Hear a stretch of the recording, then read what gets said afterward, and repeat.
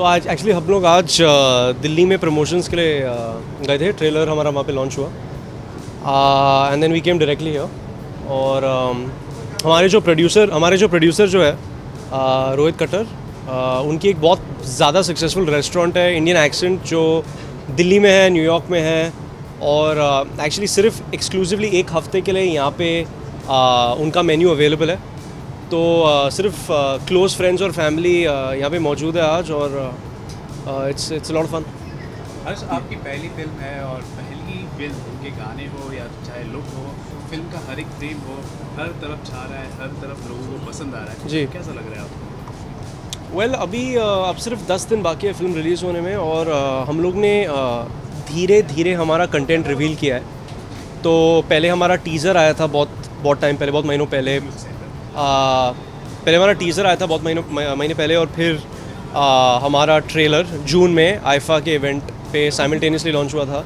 और वो trailer basically was almost like extended teaser. आज जो ट्रेलर हम लोग ने रिवील किया है उसमें कहानी, डायलॉग्स और विजुअल्स, नए फ्रेश विजुअल्स जो आपने पहले देखे नहीं होंगे, तो वो सब रिवील किया है। And it's been appreciated so far on social media. खास तौर पर मिर्ज़ा जो सॉन्ग है, जी। It's very addictive. आपको भी ज़्यादा एडिक्टिव होगा ये गाना? तो एक्चुअली मैं ये म्यूज़िक अभी अब 2013 से सुन रहा हूँ, लेकिन this music is the kind of music that just doesn't get old, you know, it gets better with time. You know, वो कुछ रेयर प्लेलिस्ट होते हैं आपके फ़ोन पे या आईपॉड पे जो आप सालों के बाद भी सुनते रहते हो। आई think Mirza is one of those playlist. I specially think, क्या है ना, आप टाइटल ट्रैक के बारे में, टाइटल ट्रैक एक्चुअली आपको इंस्टेंटली अच्छा लगेगा। बाकी के जो गाने हैं जैसे आवेरे हिच की 3 गवाहे, it take a little bit of time because they are slow songs, but it's very beautiful. It's trust me when I say that. And you know, ऐसे बहुत सारे, क्योंकि पिक्चर हमारी म्यूजिकल है, तो ऐसे बहुत सारे गाने भी जो गाने हैं जो आप एक बार आप फिल्म देखोगे तो फिर आप आके वो गाने वापस सुनोगे। You know, sometimes that happens, you know. But yeah I think Mirza is an instant chart buster. और आवेरे हिच की 3 गवाहे, एक नदी थी, ये गाने हैं जो with time will become classics. इन दिनों आप सोशल मीडिया पे बहुत ज़्यादा एक्टिव है। हाँ। Are you enjoying? I am really enjoying it यार, I am really enjoying it, क्योंकि हम लोग ने इतने टाइम के लिए ये फिल्म पे काम किया, इतनी मेहनत की हम लोग ने। और अब फाइनली टाइम आ गया है लोगों से इंटरेक्ट करने का, you know, to share a little bit of yourself with the people and to share a little bit of the film with the people. Also हमारी फिल्म है जो हम आपको 2 या 2.5 मिनट में आपको पूरी फिल्म समझा नहीं सकते। यू नो, आपको आके सिनेमा में एक्सपीरियंस करनी होगी बिग स्क्रीन पे to understand. It's an impact film, you know. And ये मिर्ज़ा साहब की कहानी बहुत सिंपल कहानी है actually, you know. So Harshvardhan, क्योंकि आपकी फिल्म को मुंबई में ट्रेलर, आईफा को दिल्ली में भी आप ट्रेलर लॉन्च जी। किया, तो फिल्म इंडस्ट्री से इनका क्या कुछ रिस्पॉन्स आया है? अगर कुछ आपको कमेंट या रिस्पॉन्स है तो आप शेयर करना चाहूँगा। You know, I think I am very lucky because देखो, फिल्म इंडस्ट्री की सपोर्ट एक चीज़ है। ऑब्वियसली ना, my dad has been an actor for 30 years, Sonam's been an actor for 10 years, 2007 was Saawariya, तो that will happen. But let me tell you something, अगर film industry को कुछ पसंद नहीं आता है ना, तो ऐसे खुल के वो लोग सपोर्ट नहीं करते। So I think we are very blessed. And देखो, मेरे कुछ करीब के दोस्त हैं जैसे वरुण धवन, जो मेरे काम के बारे में ऑब्जेक्टिव है। तो अगर उन्हें कुछ पसंद आता है या पूरी तरह पसंद नहीं आता है, तो they tell me the truth, you know. And that's a very important thing, because otherwise in this it's very hard, you know, to find people that can do that, you know. And but it's very positive, it's very very positive.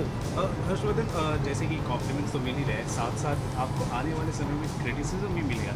इन चीज़ों के लिए आप कितने तैयार हैं? अगर criticism comes from an honest creative place, then it's fine.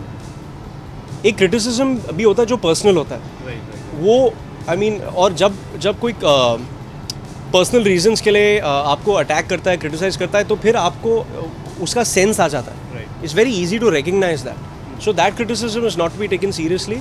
Creative criticism is something to take seriously, to think about, to go home and to improve on it in future projects, because at the end of the day it's my first film, you know. So आने वाले समय में और किस तरह के promotional strategies आप अपनाने वाले हैं? किस तरह के प्रोग्राम्स होने वाले हैं? तो कल हम लोग बड़ौदा जा रहे हैं, वहाँ का एग्जैक्टली प्लान मुझे मालूम नहीं है। फिर हम लोग जयपुर जा रहे हैं, चंडीगढ़ जा रहे हैं, फिर वहाँ से शायद दुबई निकल जाएंगे फिर नहीं, फिर दिल्ली, हाँ दुबई निकल जाएंगे, फिर दिल्ली जाएंगे, फिर वहाँ से हमारा वर्ल्ड प्रीमियर हो रहा है लंदन में at the London film festival, तो हम लोग लंदन जाएंगे, फिर वापस आएंगे, फिर अक्टूबर 7 को रिलीज़ है, और फिर गुजरात में Dussehra is there on the 11th, Tuesday national holiday, तो हम लोग 9 तारीख को शायद गुजरात में जाएंगे, तो to do some local promotions है क्योंकि वहाँ का फेस्टिव टाइम है। तो मामी फेस्टिवल में भी कुछ आपके मामी, हाँ, उसमें भी कुछ तो एक्चुअली वेरी गुड क्वेश्चन, मैं अनुपमा मैम के साथ था 2 दिन पहले, सोनम और मैंने अनुपमा मैम के साथ एक इंटरव्यू किया था, तो शी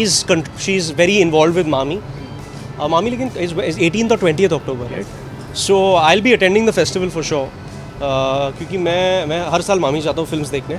आई डोंट नो अगर मिर्जिया का कुछ होगा, क्योंकि the film will already have been release for about 2 weeks at that point, but I actually I hope we can show it at MAMI, because जो ऑडियंस मामी को अटेंड करती है वो स्लाइटली अलग होती है, you know, maybe they like world films better or something, you know, and I think Mirzia is a world film, so it's always good, you know, to have a screening, फिर उसके बाद Q&A करना एक अच्छे audience के साथ, तो I hope मामी screens Mirzia, because London is screening Mirzia, hopefully some other festivals also will be screening Mirzia that you will find out about soon.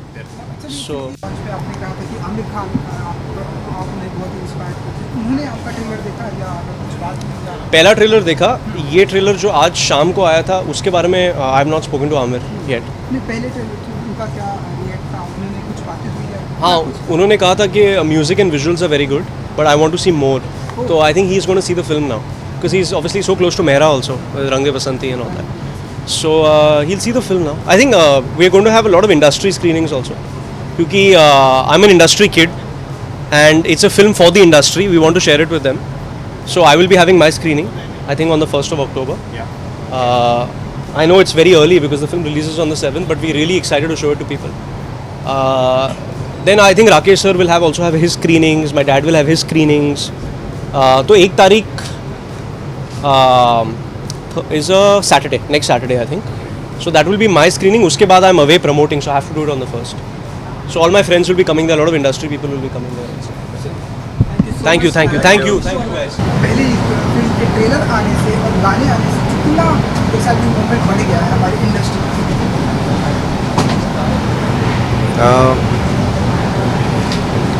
Excitement हो रही है, अच्छी बात है, बट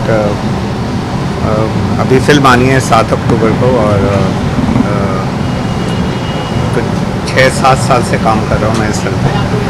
पहले 3 साल तो गुलजार भाई के साथ, फिर उसके बाद हमने म्यूज़िक शुरू किया, उसमें कुछ आधा पौना साल लग गया शंकर एहसान लॉय के साथ। फिर कास्टिंग शुरू हुई जिसमें हर्ष और हर्षवर्धन और श्यामी जुड़े, और अनुज चौधरी सब ऊपर ही हैं, और फिर उसके बाद इन सब की एक हमने क्या सोचा कि सब नए हैं तो एक वर्कशॉप करते हैं, जैसे कि एक थिएटर में होता है।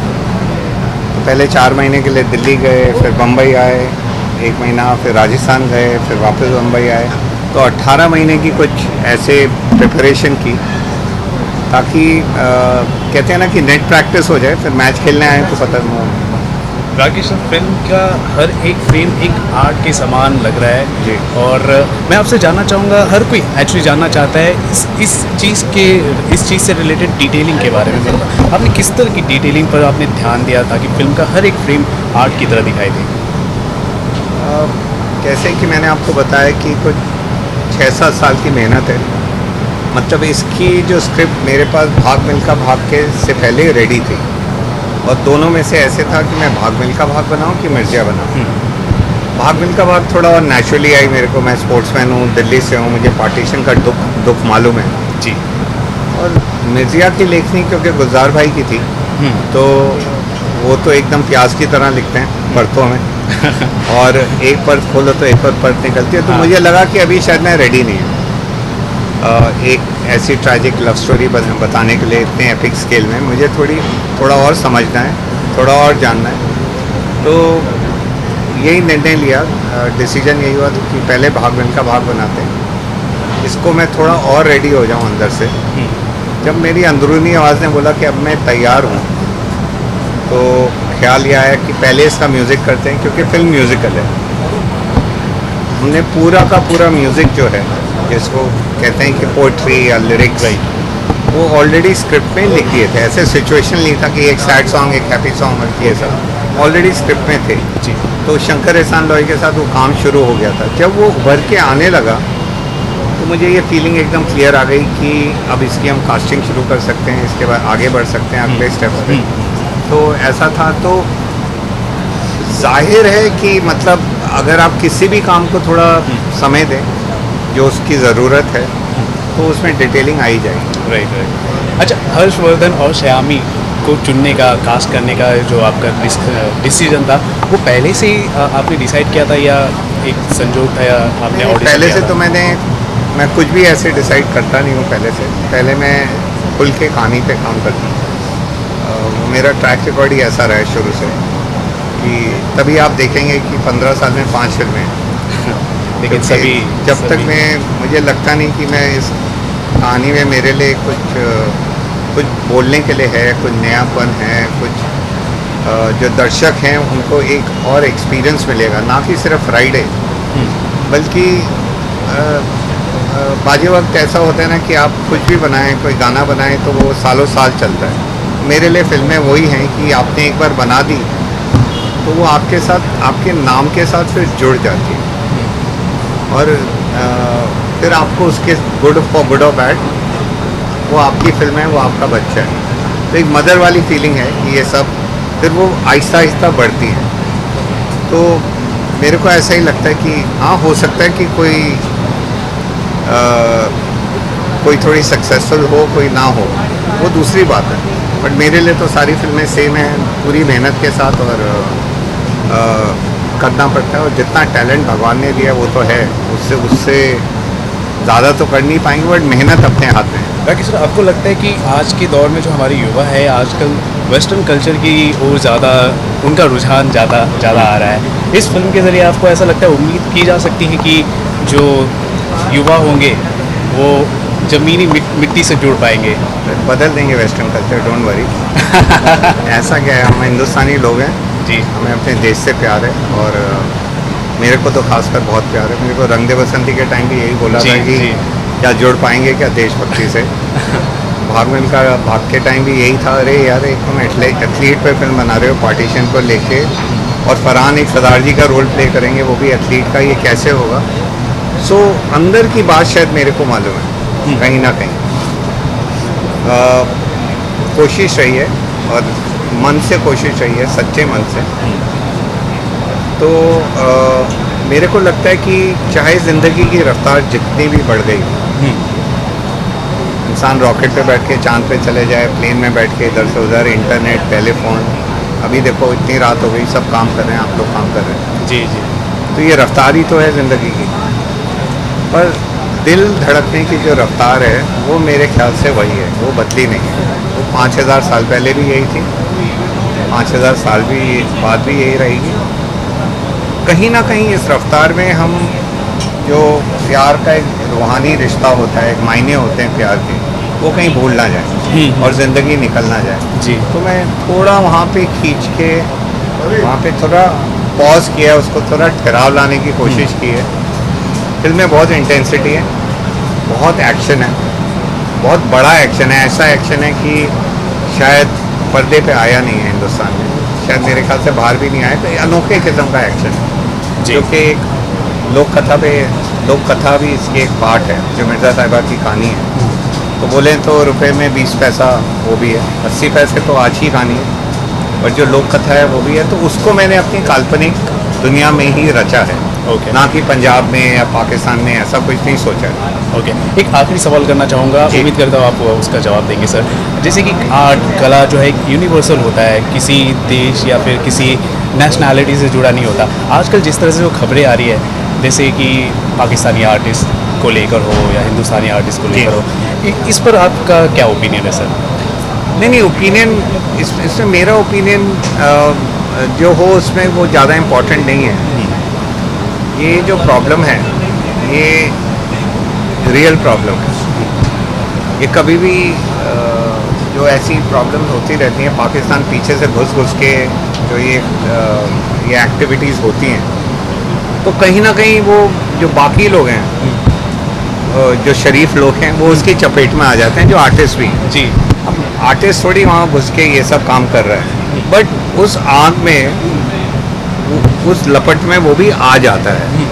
अब मैं कहूँ नहीं इसमें आर्टिस्ट को बाहर रखना चाहिए, उसको आर्टिस्ट ये कुछ नहीं है कि how can you involve the artist. But अगर आप बड़ा वाला नज़रिया देखें कि माओ ने अपने बच्चे खोए, बहनों ने अपने भाई खोए, एक घर में जो एक कमाता था, जैसे 2-3-4 बच्चे हैं, वो जल भुन गया वहाँ कैंप में, तो एक गुस्सा तो आएगा देश को, और वो गुस्सा कहीं तो निकलेगा, चाहे कुछ भी बोलो आप।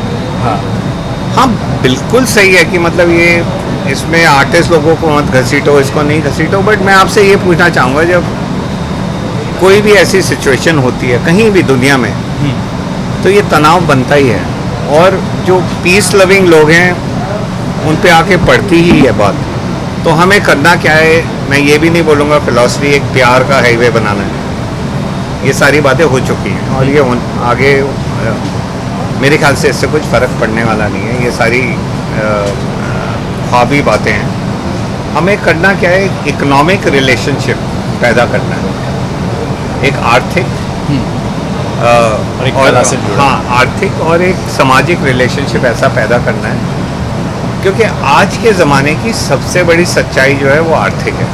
इसको एक Right. सोशियो पॉलिटिकल तो है, वो तो है ही, वो नंबर 1 है। इकोनॉमिक रिलेशनशिप भी बहुत है।